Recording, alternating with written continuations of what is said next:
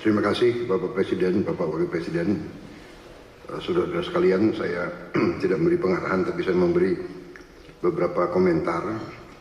Yang pertama tentang IKN, saya kira supaya jelas dan tadi sudah saya tegaskan beberapa kali bahwa IKN ini akan kita tuntaskan, akan kita selesaikan dengan baik. Karena memang sangat dibutuhkan. Tadi Bapak Presiden menyampaikan soal pemerataan dan keinginan kita untuk juga meringankan daya dukung Pulau Jawa terhadap konsentrasi populasi dan konsentrasi kegiatan. Komentar saya tentunya kepada otorita. Pertama, terima kasih atas jerih payah dan prestasi yang sudah dicapai. Saya sebagai anak bangsa melihat, saya juga cukup bangga nuansa budaya bangsa kita sangat kuat,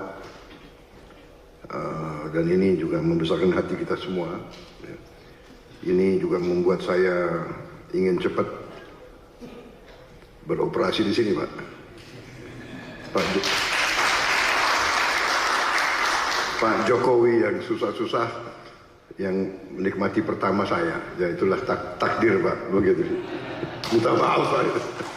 Tapi ini kebanggaan, Pak. Jadi saya bertekad juga untuk tegaskan di sini bahwa kita akan lanjutkan, kalau bisa kita percepat. Dan saya di sini khususnya juga terima kasih dukungan Pak Presiden Jokowi dan semua rekan-rekan Menteri, Menko.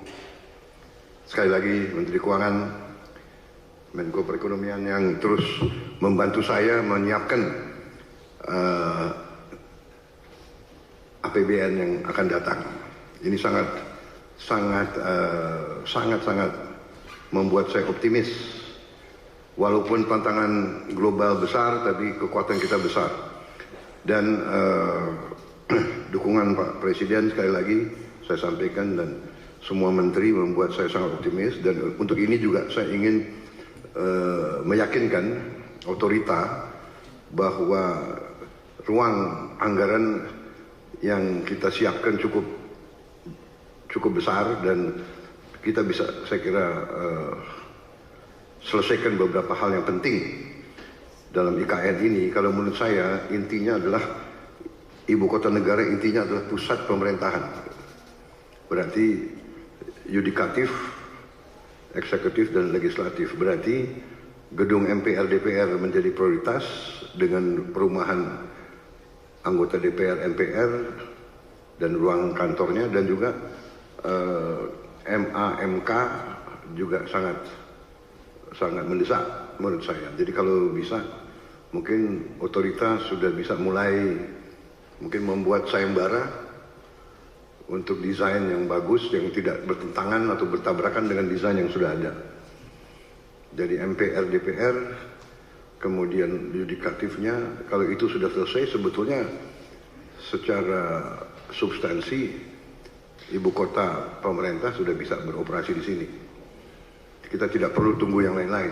Saya kira yang lain-lain itu akan menyusul. Saya kira itu komentar saya, Bapak Presiden, dan untuk otorita.